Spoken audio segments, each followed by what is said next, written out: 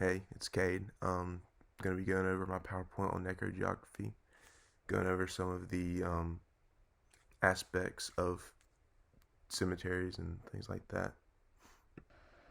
Alright, so first I'm going over the different types of these grave markers.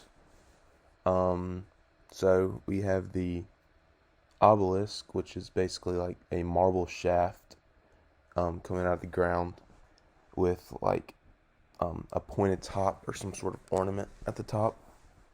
Then you have the cross vault obelisk, which is the same as the regular obelisk, but at the top, instead of a point or an ornament, it's a cross vaulted roof. Then you have a Gothic tombstone, which is like, just a tomb, right? Those regular tombstones, but with the a pointed top. And then you have the tablet, which is a rounded top instead.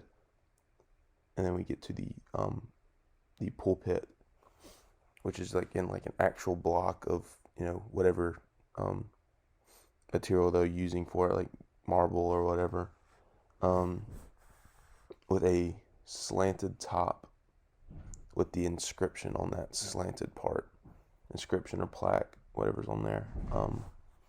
You have the scroll, which is just like a round um, thing of marble or whatever, like laying down, sort of like a log, looks like a log on the ground. You have the block, which is sort of a wider sort of tombstone, thicker, sort of wider, um, with like a round and a flat top. You have the raised top inscription, which is it's like a plaque on a marble, like maybe a marble or granite or whatever slab, like raised off the ground. You have the lawn type, which is basically sort of just the plaque, like sort of ground level. It's flat on the ground and even with it. Um, and these pictures I got from the cemetery I visited, this bottom left, you can kind of see that it's a sort of a lawn type, sort of. And then the bottom right is a raised top inscription, and this top is a block. That's really this cemetery. You're gonna see this in like some of the other pictures, but is mainly just either it's mainly raised top and it has several of these lawn types. This block is it's from the same cemetery, but there's only like this block and one other um, grave marker are the only two that are different in the entire cemetery as far as I could see. Um, but I'll get to that other one that's not this block later when we're talking about the Victorian and stuff. All right, so I'm going to be going over the layout and locations. So sort of the most common. Um, from what I read, I heard that they don't really use the grid anymore. Are the grid plan and the curving street plan. So the grid plan is like the roads are sort of just straighter blocks, and I create these blocks, these little blocks of area, where they have the graves and stuff. But then you have the curving street plan, which still like creates these blocks, but they're more rounded and curved, and they're probably bigger, in some cases. So because it follows the land, the streets follow the land and everything like that. Um, the the cemetery I visited, it was a curving street plan. You could see that. It's kind of hard to see in some of these pictures. On the left one, you can kind of see where the roads are diverged and curved. And the second picture, you can kind of see where it curves off like that. Many of these are located in hilly areas. The one I went to it's kind of hard to see in some of the pictures. This is kind of hard to see. They're both these things I said are kind of hard to see in the pictures.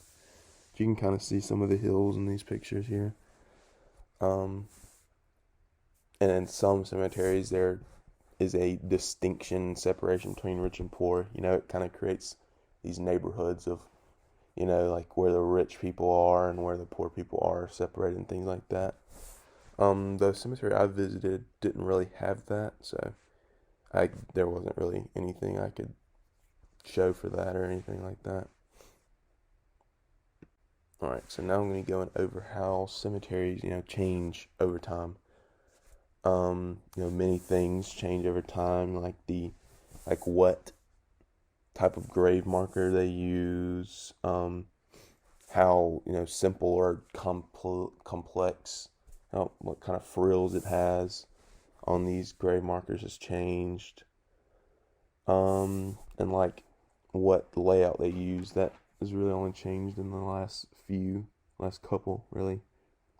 So things like that.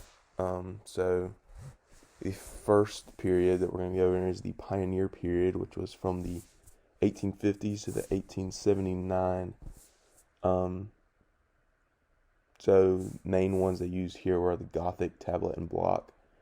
They were just simple, it's early. No frills or anything like that. Not a whole lot of ornamentation and things.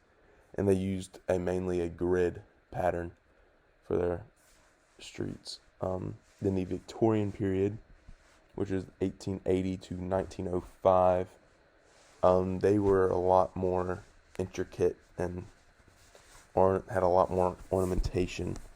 The obelisk and other types that we didn't really go over earlier were more common.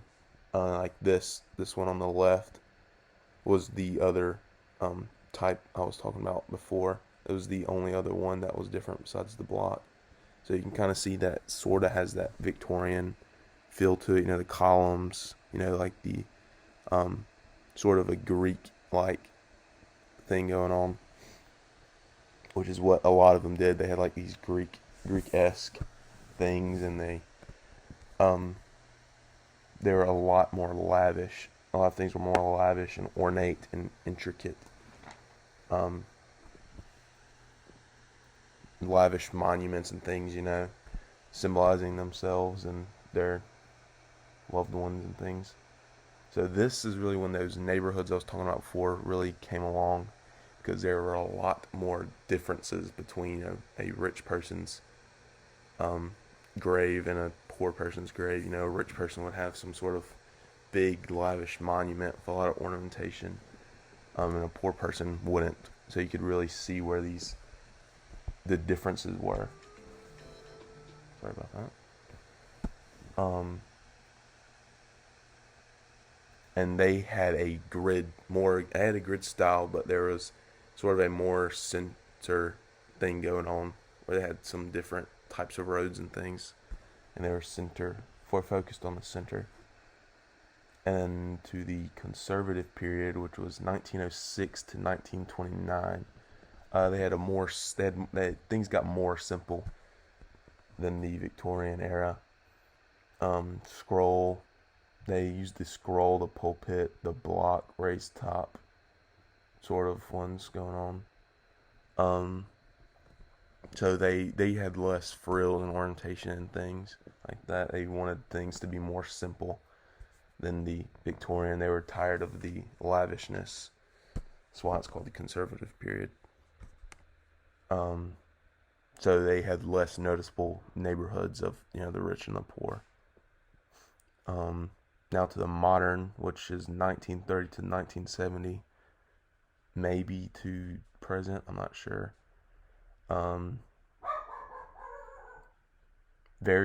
It's very similar to the conservative. They were not a whole lot of frills and things going on. Most common are the raised top and lawn type. And now we have a more curving street plan. In the conservative, I don't think I mentioned this, but I think they started to use a more curved thing going on. So that's what the cemetery I visited was a modern. You can see in some of these pictures, it's just a lot of raised top and lawn types going on here. And then, in this picture, you can just see some more of that. Maybe a road. All right, that's it.